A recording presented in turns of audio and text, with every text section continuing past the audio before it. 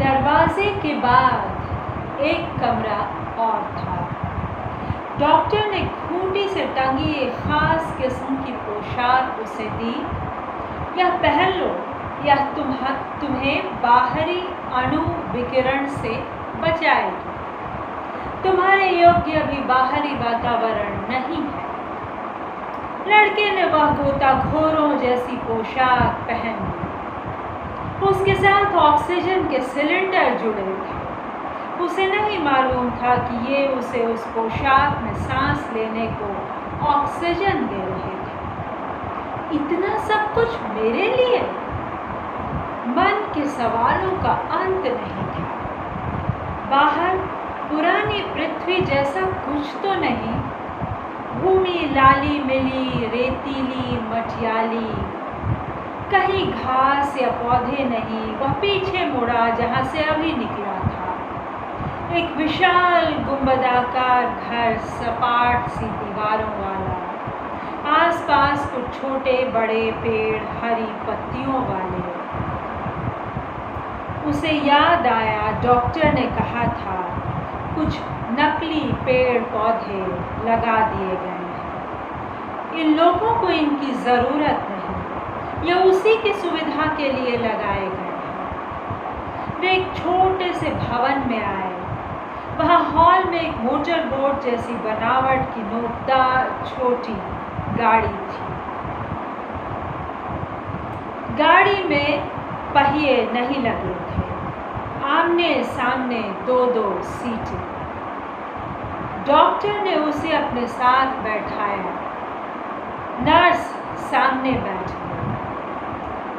गाड़ी जैसे भूमि से कुछ ऊपर को उठी और सीधी चल गई। लड़का चकित था। यह सब उसे कहानियों में पढ़ी, टीवी में देखी माया नगरी जैसा लग रहा था। वह खुद इस सब का एक पात्र बन गया। गाड़ी के सामने दीवार में एक गोल छेद सा प्रकट हुआ। गाड़ी उसमें घुसती चल गई। लड़के को लगा जैसे वे किसी लंबे पाइप में जा रहे। वहाँ उजला सा प्रकाश फैला था। आगे केवल पाइप जैसी राह नजर आती थी।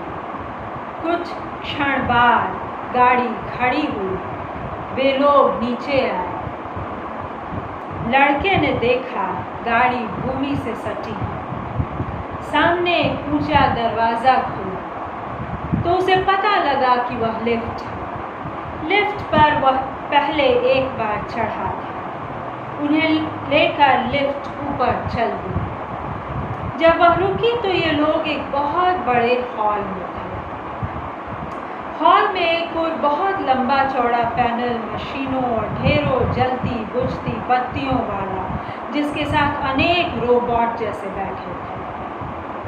लड़के ने पूछा, आदमी की शक्ल सूरत और कोट पैंट में सिर्फ आप हैं?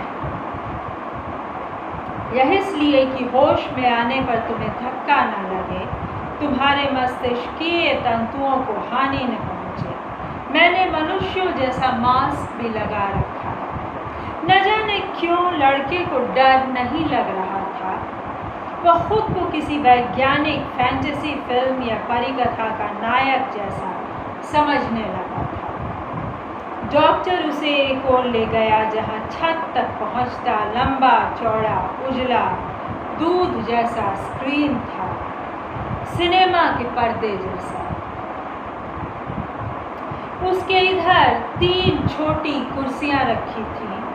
डॉक्टर ने उसे बैठाया, खुद भी बैठा।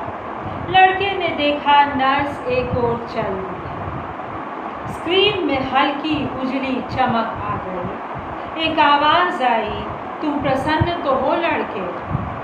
वह चौंका, इधर उधर देखने लगा। डॉक्टर ने बताया, वह आवाज़ नंबर 1 हम सब के मालिक की है। तुमसे पूछा जा रहा है। वह है कहाँ? वह सामने नहीं आते। तुम बोलो, वह सुन लेंगे। लड़के ने गला साफ किया, झिझकता हुआ बोला, जी सर। तुम्हें बता दिया गया है कि पृथ्वी, बल्कि शायद इस सारी निहारिका में तुम अकेले अपनी मानव प्रजाति के जीव बच रहे हो। जी हाँ, हमने हर प्रयास तुम्हारी सुरक्षा के लिए किए हैं। तुम्हारे लिए शुद्ध किए जल की व्यवस्था की गई है। जो अन्न तुम लोग खाते हो वह हमें बहुत मात्रा में यहाँ कई भूगर्भ में छिपे भंडारों में मिला है। उस पर अणु विकिरण का सूक्ष्म प्रभाव था, वह भी शुद्ध कर रखा गया है। लड़के ने मन में दबाया वही सवाल पूछा, एक मुझे ही बचाने के लिए इतना किया गया? तुम्हें बचाना एक पूरी दुर्लभ जीव प्रजाति को बचाना है। हम चाहते हैं कि पुनः मानवों की प्रजाति अस्तित्व में आए। तुम्हारा ही सूत्र हमारे हाथों में है। ध्यान रखो, मैं तुम्हारी भाषा में बोल रहा हूँ। सुनो, आगे फिर आवाज आई। तुम अभी लड़के हो, तुम्हारे यहाँ जीवन चक्र है। तुम लोग युवा होते तो फिर वृद्ध और फिर तुम्हारी मृत्यु हो जाती है। हम चाहें तो तुम्हारे जैसे ही अनेक जीते जागते प्रतिरूप बना सकते हैं। तुम लोगों के वैज्ञानिकों की भाषा में क्लो। तुम इसे जानते हो? मुझे एकदम से डॉली द शिप की याद आ गई और उसके बाद क्लोन्स पे बनी एक फिल्म जिसमें एंडी मैकडॉवेल पूछती है, Andy what do you want? ये सवाल हम कितने लोगों से दरअसल पूछना चाहते हैं, और कितने ऐसे लोग हैं जो हमें बिना पूछे ही सीधा बताते रहते हैं कि उन्हें क्या चाहिए। इससे हमें क्या मतलब कि उन्हें क्या चाहिए? ये तो हम तब पूछेंगे ना जब आप हमें परेशान कर रहे हो, या मतलब अद्भुत एक लड़ाई का माहौल है। ऐसा लगता है कि ऐसे ही किसी अणु विकिरण के लिए तैयारी हो रही है। सॉरी, मैं जब इसको पहली दफ़ा पढ़ रही थी उसके बाद से कुछ विचित्र घटनाएं घटी जिन पर मैं कहानी लिखूंगी, लेकिन उन्होंने इस कहानी का लुत्फ़ कम कर दिया है, और ऐसा होना चाहिए नहीं। अणु विकिरण को फैंटेसी और साइंस फिक्शन में रहना चाहिए, कभी रियलिटी में नहीं। लेकिन होता है, कई बार होता है, और मुझे लगता है कि हमारे यहाँ एक राजनीतिक युद्ध ऐसा चल रहा है जो लोगों के घरों में घुसकर उनकी जान लेना चाहिए। और हो सकता है कि ये राजनीतिक युद्ध ही नहीं हो, ये एक आर्टिस्टिक युद्ध भी हो, जो मतलब तमाम तरह की चीज़ों से जुड़ता है। वो लोग जो अपने लिए लिबरल हकों की मांग कर रहे हैं, वो कितने अनलिबरल हैं दूसरों के लिए। मैं कभी कभी इससे अवाक होती हूँ।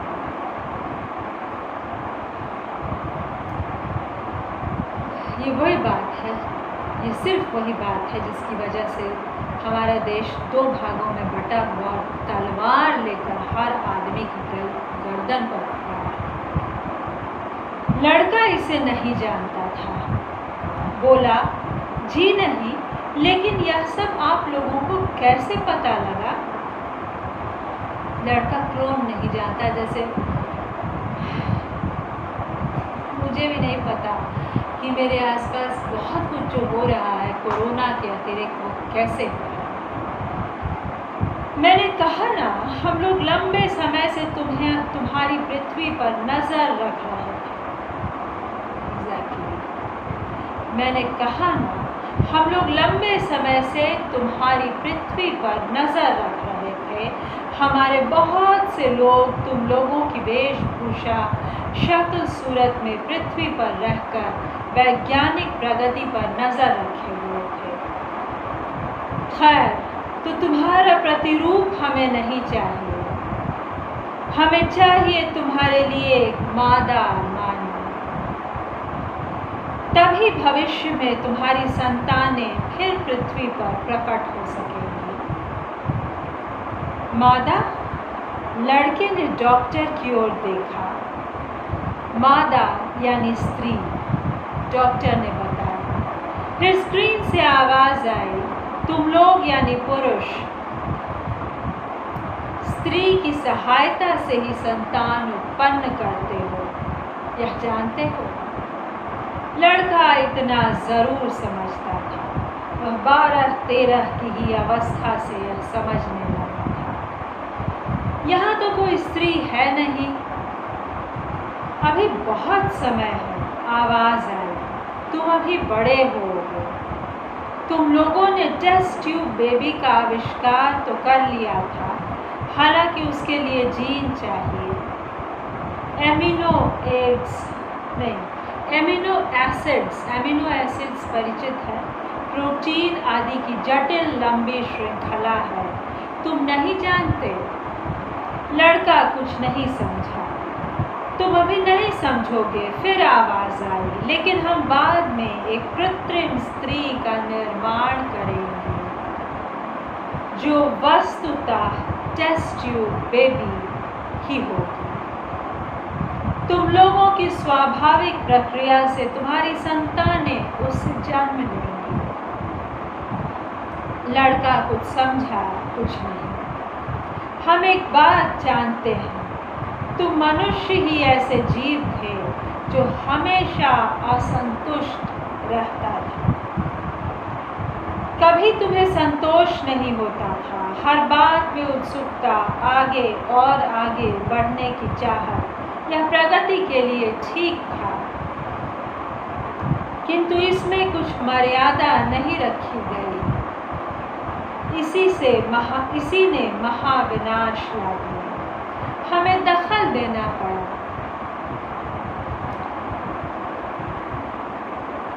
हमारे यंत्र मानवों को देखो, 2 नंबर बुद्धि वाले की बात 3 नंबर वाला मानता है। 3 वाले की बात 4-5 नंबर वाले मान लेते हैं।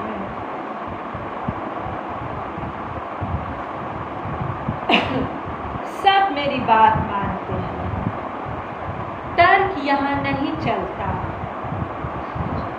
और न जिरा चलती है, और मतलब ऐसी बातें भी शायद नहीं कही जाती होंगी जैसी जर्मन नाज़ी सैनिकों को कही गई, जिसके जवाब में उन्होंने कहा कि we were just obeying orders. आशा है कि हम उस समय को पीछे छोड़ चुके हैं, लेकिन शायद थोड़ा अभी भी बहुत सूक्ष्म रूपों में बहुत खराब किस्म का फांसीवाद सांस ले रहा है। और दिक्कत ये है कि केवल उस फांसीवादी पार्टी में नहीं जिसे सब लोग फांसीवादी कहते हैं, दूसरी पार्टी में भी जिसकी जब बात होती है तो केवल एक इमरजेंसी हो जाती है। अभी की जो या बाहर की जो राजनीति है उसको कोई वही नहीं कहता।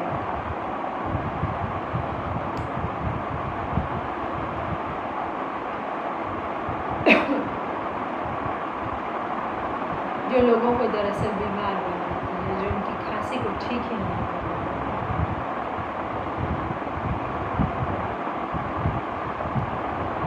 लेकिन इसकी जगह यदि मनुष्य हो तो वह तर्क कर सकता है, विरोध या विद्रोह कर सकता है। यही हमें मनुष्य बनाता है। दूसरों से अधिक ऊंचा बनना रहेगा, यह मानवीय विशेषता थी, और ये हमें बहुत बढ़िया मानव नहीं बनाता। खैर, मानव प्रजाति बढ़ेगी तो फिर वही स्थिति हो जाएगी, किंतु अभी उसमें देर है। हम चाहते हैं कि आइंदा अपने भले बुरे का ज्ञान है। मतलब ये एक ऐसे अणु विकिरण के बाद की दुनिया है जिसमें एक बच्चा एक गुफा में बच तो गया, लेकिन ये अणु विकिरण, आप सोचिए दोस्तों, एक ऐसे प्रतीक की तरह हमारे सामने आया है कि जैसे ये जो किम जोंग उन और ये साउथ चाइना सी में वॉर ड्रिल्स और यूएसए की मनमानी और रूस की मनमानी, मतलब सीरिया के लोगों के साथ क्या किया और भी तमाम लोगों के साथ, क्योंकि मतलब तेल की सारी लड़ाई है और फिर भी मतलब और तेल की ही नहीं, एक नियंत्रण की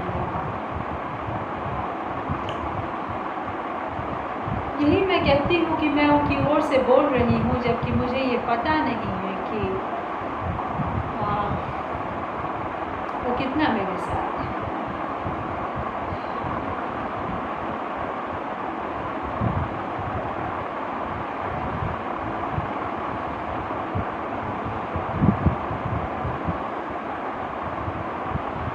हम चाहते हैं कि आइंदा उन्हें अपने भले बुरे का ज्ञान रहे, या हम बाद में देखेंगे। लड़का मौन रहा, थोड़ा बहुत समझ रहा था।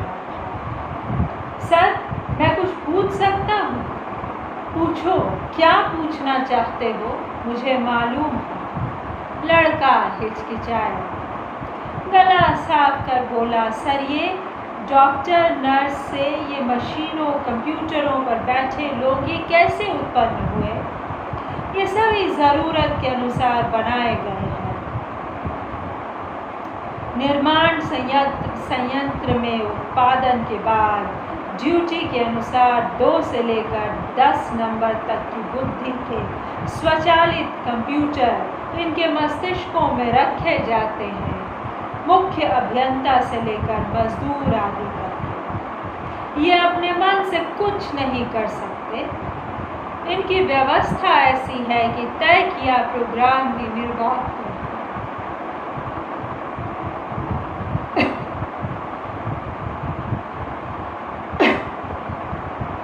अपने मन से कुछ करने का मादा ही नहीं रखा गया है। यदि कोई कुछ बहके तो केंद्रीय प्रशासन तंत्र खुद उन्हें रिमोट कंट्रोल से निष्क्रिय कर देगा।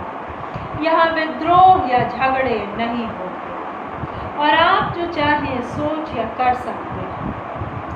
केवल मेरी सत्ता स्वाधीन है। लड़का हिचकिचाए, क्या मैं पूछ सकता हूँ कि आप खुद कैसे बने या उत्पन्न हुए हैं? तुम यह पूछोगे, मुझे मालूम था। इसका उत्तर तुम्हें बाद में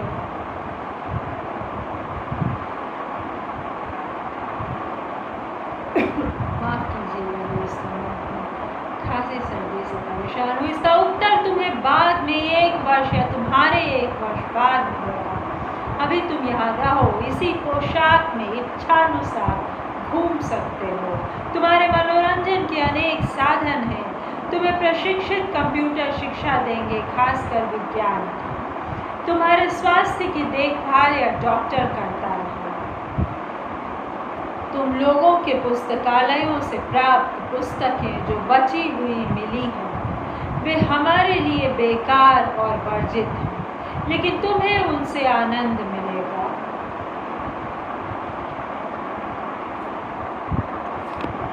धन्यवाद दोस्तों।